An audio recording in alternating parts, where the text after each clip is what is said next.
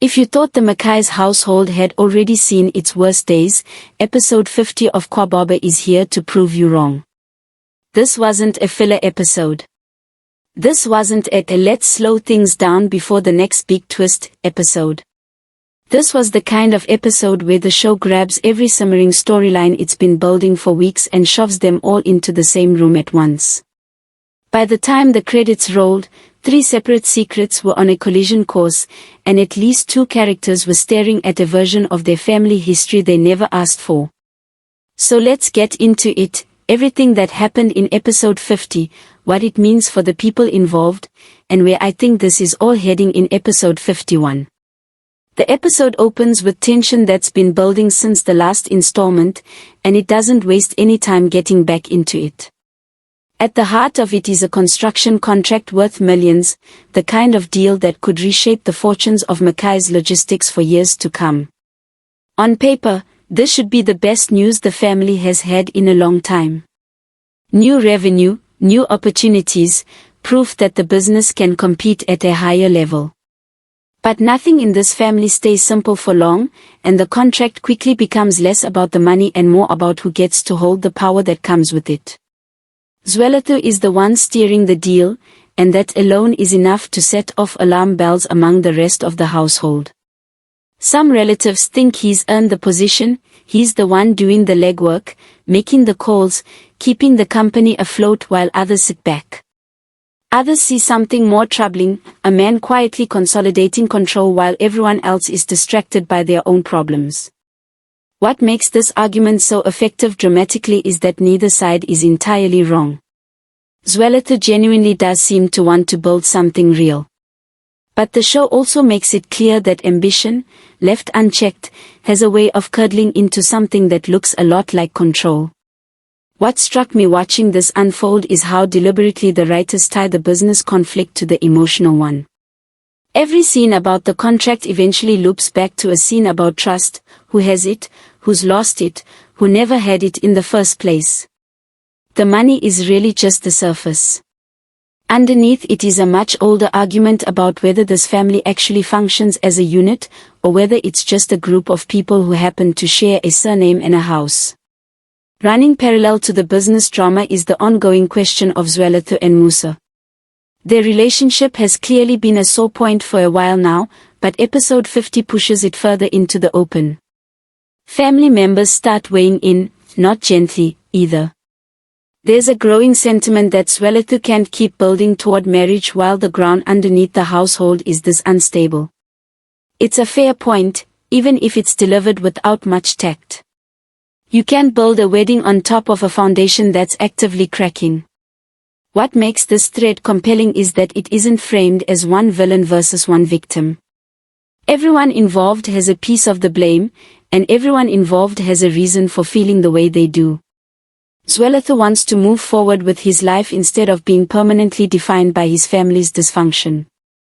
The relatives pushing back aren't necessarily wrong to worry that he's running toward a wedding as a way of running away from everything else. Both things can be true at once, and the show lets that sit uncomfortably rather than resolving it with a neat answer. By the midpoint of the episode, someone in the family says something that I think is going to echo for the rest of the season, a line about the house itself being poisoned. Not one person, not one argument, but a slow accumulation of things left unsaid for years. That single image reframes everything we've watched so far. This was never just about a contract or relationship. It's about a household that has been quietly rotting from the inside for a long time, and episode 50 is the moment the rot finally becomes visible. And then the episode drops its first real bombshell. In a conversation that's handled with far more restraint than I expected, Zelitha is confronted with the possibility that the man who raised him is not his biological father. This is the kind of reveal that could easily tip into melodrama, but the writing keeps it grounded. There's no screaming, no dramatic collapse. Instead, we get something quieter and, honestly, more affecting. Zelitha's response is the most interesting choice the episode makes. Rather than treating the revelation as a betrayal that erases everything before it, he draws a clear line between biology and fatherhood. The man who raised him fed him, disciplined him, showed up for him, and none of that becomes less true just because a DNA test might tell a different story. It's a mature reaction, maybe more mature than some viewers expected from a character who spent much of this season chasing power and control. It suggests there's more depth to Zelitha than the boardroom scenes alone would indicate. This moment matters beyond its immediate emotional weight, though. It sets up a thematic through-line for the rest of the episode, because Zelitha isn't the only person whose paternity is about to be called into question. The back half of the episode belongs to a much heavier revelation, one that doesn't get resolved so much as it gets released into the world, like a match dropped near dry grass.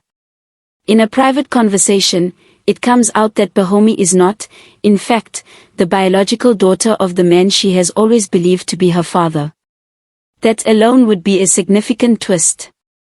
What makes it land so much harder is who's on the receiving end of the news, Zelitha, who it turns out had no idea any of this was true. The scene plays out less like a confrontation and more like a slow unraveling. Zelitha isn't given the information gently, she has to sit with the fact that people close to her have been carrying this secret for years, and that she was never one of them. Her confusion gives way to something closer to grief, and it's not hard to see why. Finding out your family has been hiding something this significant isn't just about the fact itself. It's about every conversation you now have to reconsider, every moment of closeness that might have been built on a lie of omission. What the episode does really well here is refuse to give us a villain. The person telling Zelitha the truth doesn't frame it as an act of malice. If anything, they seem to believe they're finally doing the right thing after years of silence. But intent and impact are two different things, and the show clearly understands that. Whatever the original reasoning was for keeping this from Bahomi, the secret has now outlived its usefulness. It's no longer protecting anyone. It's just waiting to detonate. And that's really the emotional center of episode 50 for me. Not the contract, not even the wedding drama, it's the question of what happens to a person's sense of self when the foundation they built their identity on turns out to be only partly true. Zelitha has already lived through a version of that question, and came out the other side with his relationships mostly intact. Bahomi hasn't been given that chance yet. She doesn't even know there's a question to answer.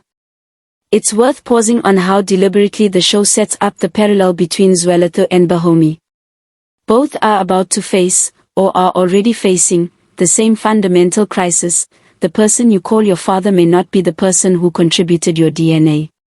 But their circumstances couldn't be more different. Zelitha gets to process his truth on his own terms, in a private, controlled conversation with the people involved. Bahomi's truth is currently sitting with someone else entirely, waiting to be handed to her by a person who isn't even sure it's their place to do it.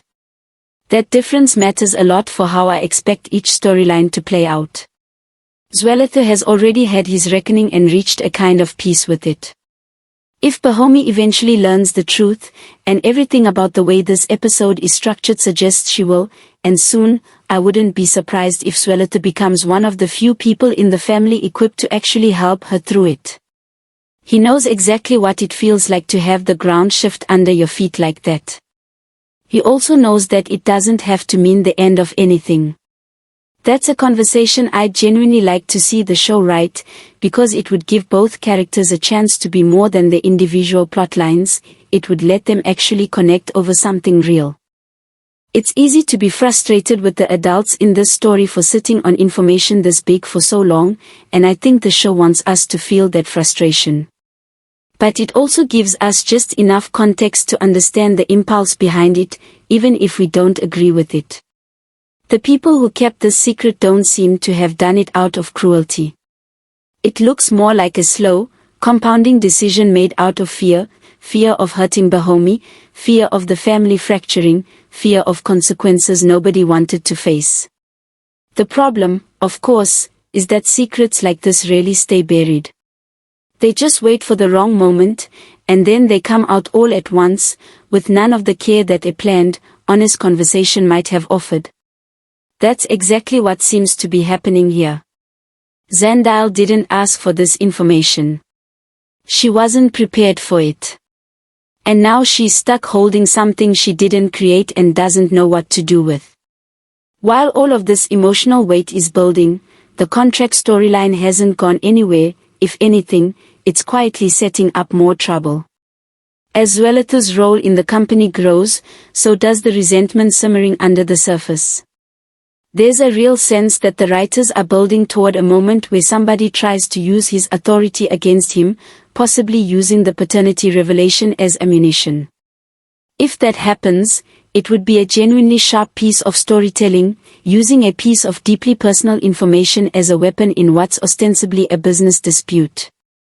It would also raise the stakes of both storylines at once, forcing Zelitha to defend his identity and his professional standing in the same breath.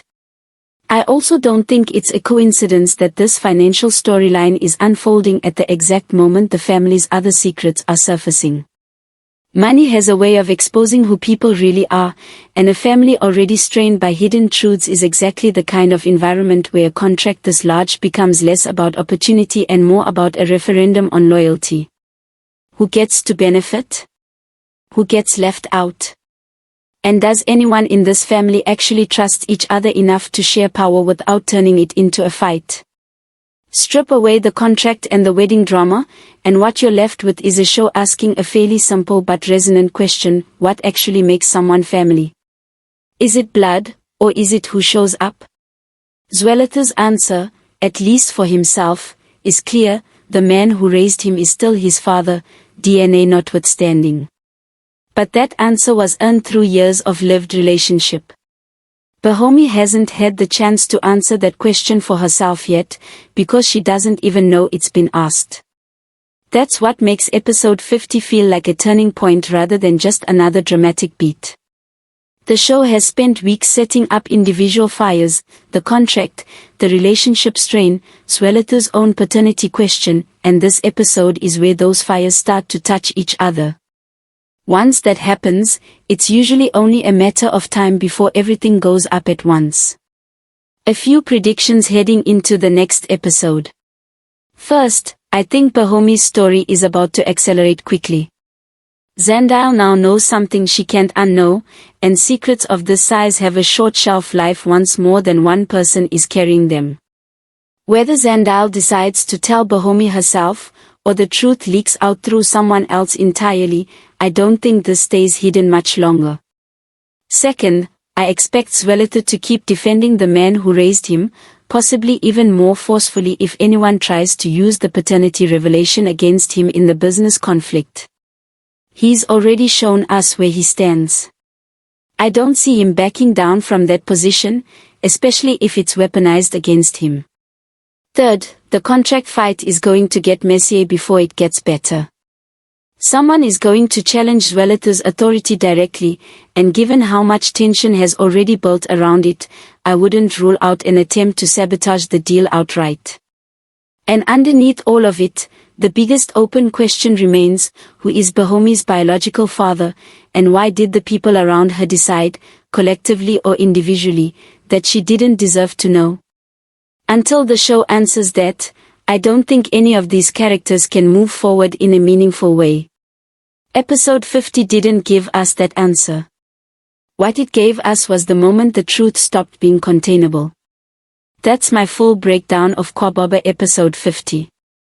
A family divided by money, a relationship under real strain, a business deal that's becoming a power struggle, and two separate paternity secrets now circling the same household. The pieces are all on the board. Episode 51 is where they start crashing into each other.